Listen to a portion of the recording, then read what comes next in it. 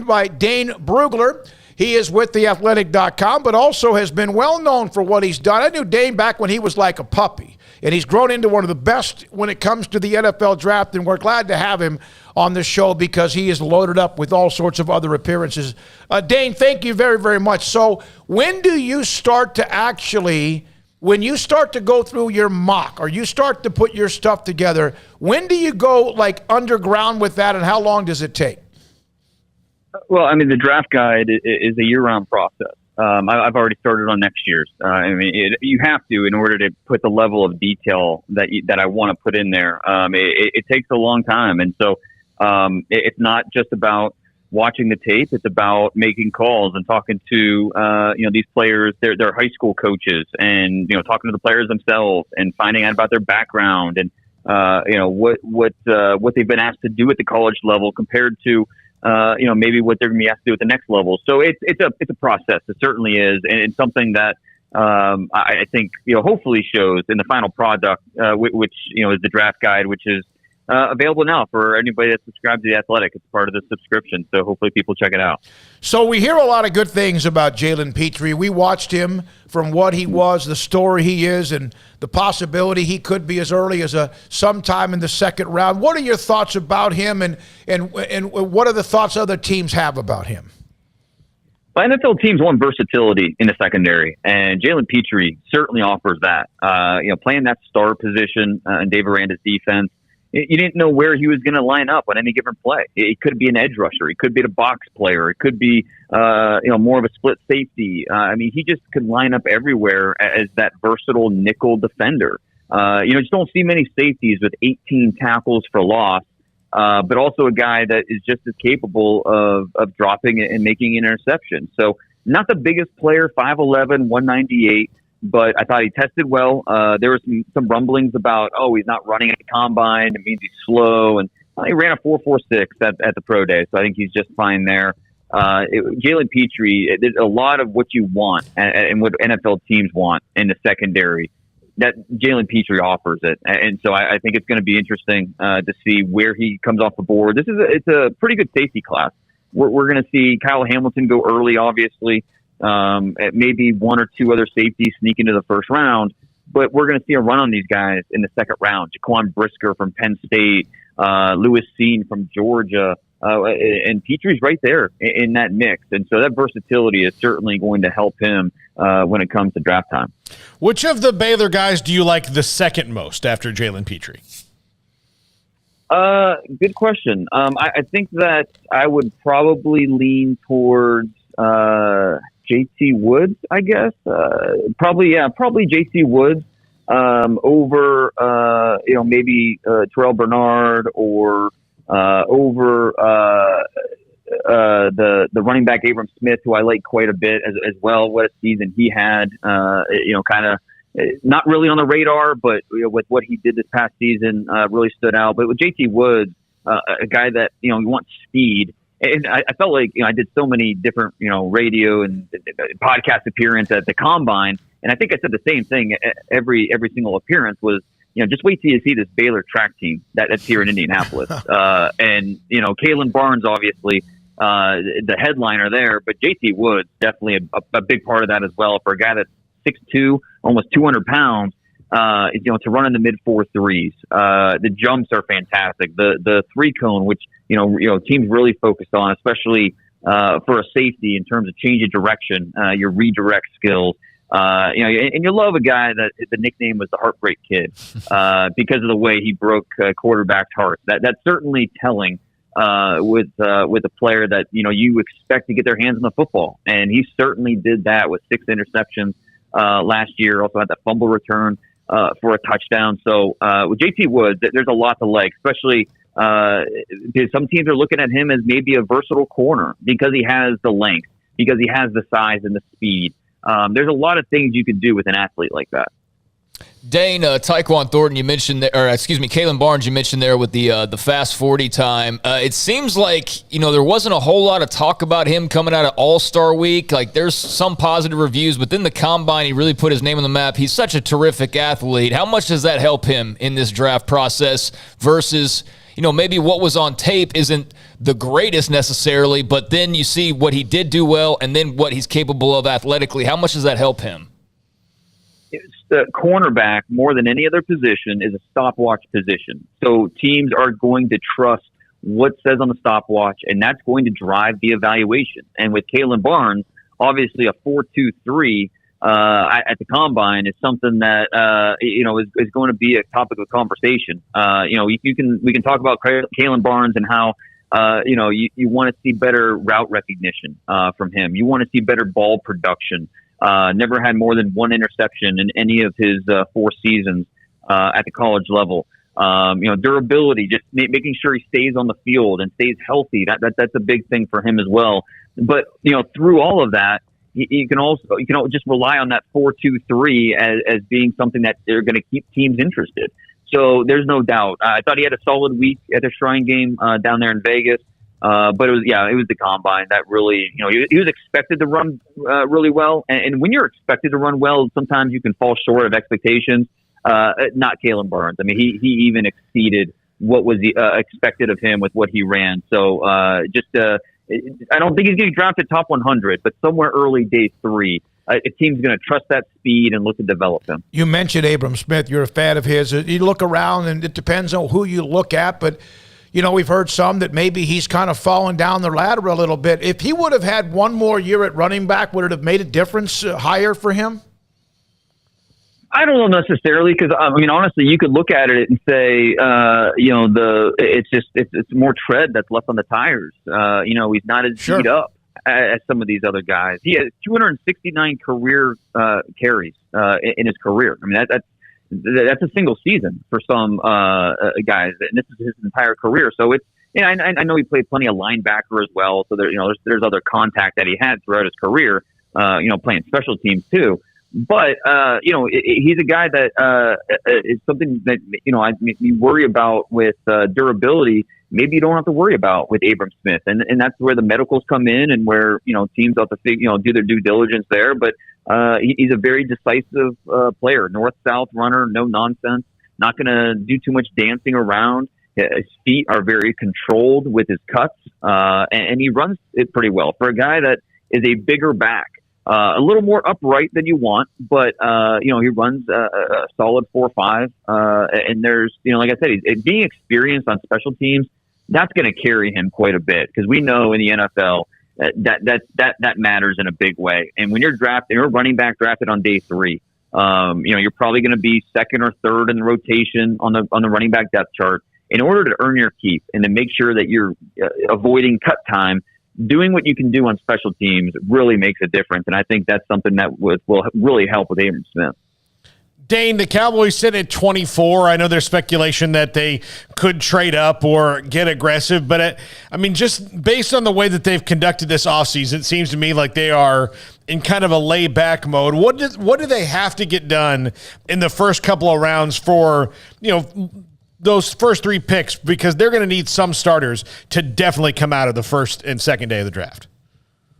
Goal number 1 for this team is they want to get more explosive on offense. That is exactly what they want to do. And that could mean a guard, a plug-and-play left guard at 24 who's going to stabilize that offensive line. I think there's part of Jerry Jones that he really enjoyed when it was just kind of accepted that the Dallas Cowboys had the best offensive line in football the last few years.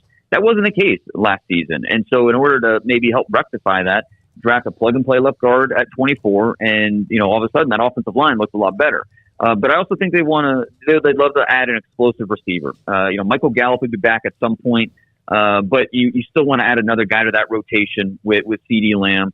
And if the right receiver is there, whether that's Chris Olave from Ohio State or Traylon Burks from Arkansas, that would be kind of a fit that makes sense for the Cowboys. But I do think the priority here for them is they want to get better on offense, especially in the first round. And then I think on day 2, that's when Will McClay and Coach McCarthy, they're going to look to Dan Quinn and say, all right, Dan, now we'll talk defense. You can go get the guy you want, whether it's a pass rusher, whoever it is, go get your guy as second or third round.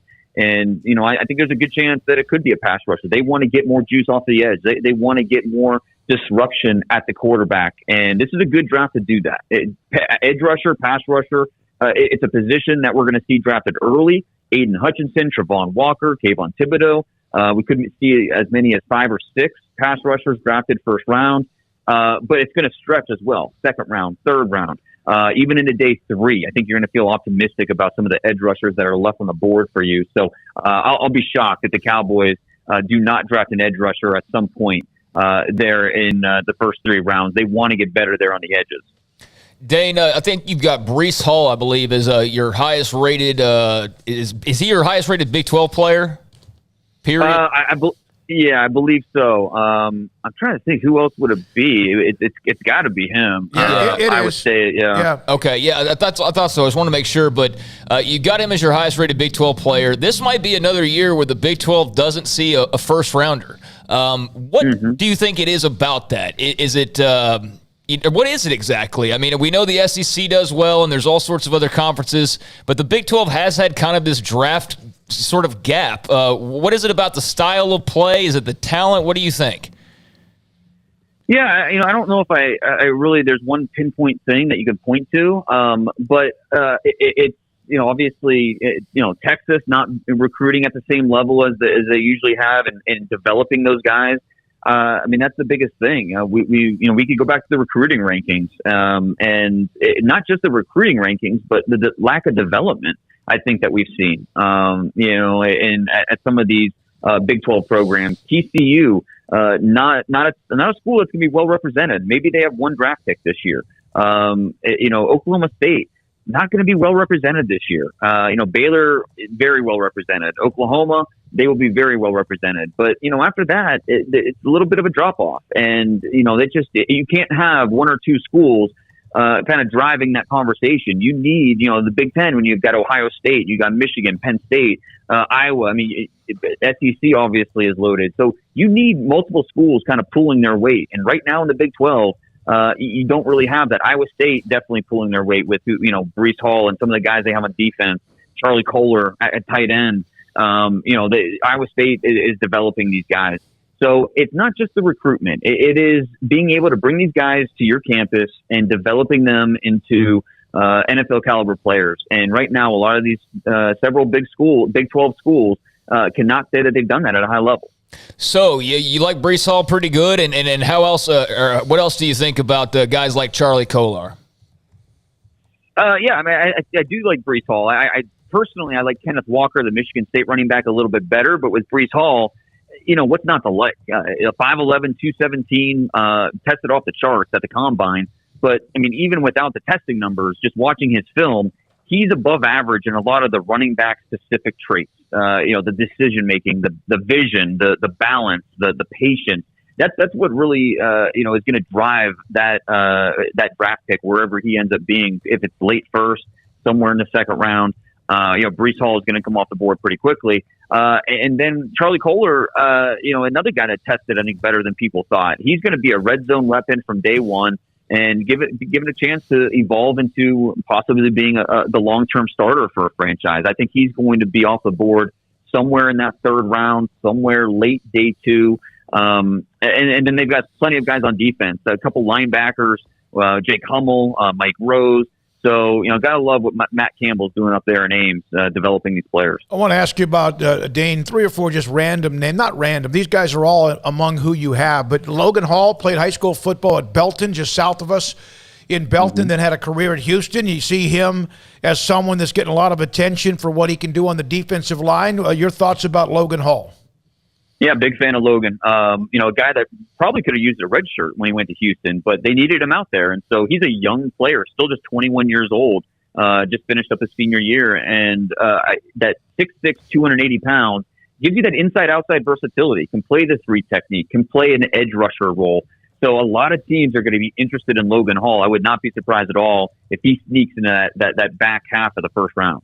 Also, Tariq Wooten. We had Jeff Traylor on. Woolen, excuse me. We had Jeff Traylor on last week, UT San Antonio head coach, and this young man from UT San Antonio, very highly rated defensive back. His nickname's Reek the Freak for a reason. 6'4", 205, and running a 4.26. I mean, it just kind of sounds like made up numbers, but you just don't see cornerbacks like this. And I mean, he was a wide receiver for most of his tenure there at UTSA. Made the transition to corner during a pandemic. So, there's still some technical issues he needs to work out, the eye discipline issues, but a rare package of traits. When you talk about that size, almost 34-inch arms, that type of speed, somebody on day 2 is going to look at that and say, all right, just get him on my team. We'll figure it out. We'll develop him. There's a lot of ability there with Tariq Woolen. So second, third round, a team's going to bet on those trades. Tyquan Thornton blew away the combine. We thought, a lot of people did, that he had broken the record when he ran his 40. Eventually that was adjusted. But it seems like it's kind of calmed down since that time. What are your thoughts about Tyquan Thornton? A very slender athlete, almost looks like a track athlete. And he had offers to, track scholarships out of high school. We knew he had speed, but it was really good to see his development this past year as a senior, working downfield, his tracking skills, his ability to win through contact. That was a really promising sign for him. And why I think now he's in that mid-round conversation, guy that could come off the board somewhere early day 3. You just don't make many wide receivers that have that type of speed, but he also has length. He's 6'2.5" and has over 33-inch arms. And so that's something that you put the ball in the right place, what cornerback's going to be able to defend that? So with Tyquan Thornton, yes, he needs further development, but there's a base, a foundation with him that I think teams are pretty excited about as a developmental receiver. All right, one more, Paul. Everybody's lukewarm on the quarterbacks in this draft, Dane, and for understandable reasons. Is there a draft in the recent past that you can kind of compare it to of where, somebody's going to get excited about quarterbacks eventually because there's need, but that it's tepid when it comes to that position? It's not as bad as 2013 when we had E.J. Manuel go in the first round. He was the only first-round quarterback and, should not have gone. But it's not as bad as that. But I think if you look back to 2011 and you remove Cam Newton from the conversation, that's the year we saw Jake Locker go top 10, Blaine Gabbert, Christian Ponder, guys that, you could see the intrigue there. There's talent there. But it was hard to really believe that they would be the answer for the franchise. And I see that a lot with these quarterbacks. There's talent there with Kenny Pickett and Desmond Ridder and Malik Willis and Matt Corral and Sam Howell. Clear talent that you feel like can play at the next level. But are they really the answer that's going to lead your team to the promised land? It's hard to be convinced of that. But you know what? These guys are going to go. Teams are going to roll the dice, see what happens. It's the same every year. This year will be no different. One thing, Dane, on the running back position, we've seen the NFL go up and down on the value of the running back. Is that still the same in the draft? Yeah, I think so, especially this year because, the sweet spot is going to be day 3 for running backs where a lot of teams are going to look at it and say, if we want our bell cow, we'll go get our Breece Hall or Kenneth Walker. But if we're looking for more of someone that we're going to add to the committee, a change of pace option, we feel like we can wait. And so we'll see a few guys go third round probably. Maybe a James Cook gets in there, Isaiah Spiller from A&M. But for the most part, a lot of teams are going to wait till day 3 and feel really good about the options that are left for them at that point. Hey, man, thank you. You've given us a little more time than I asked for. Thank you so much, Dane. Great to have you on, and continued luck as you continue with this, but not luck because you bust your ass on it. We really appreciate your time. No, anytime. I appreciate it, guys. Dane Brugler, theathletic.com, known him for a while. And he does a lot of work and covers quite a bit when it comes to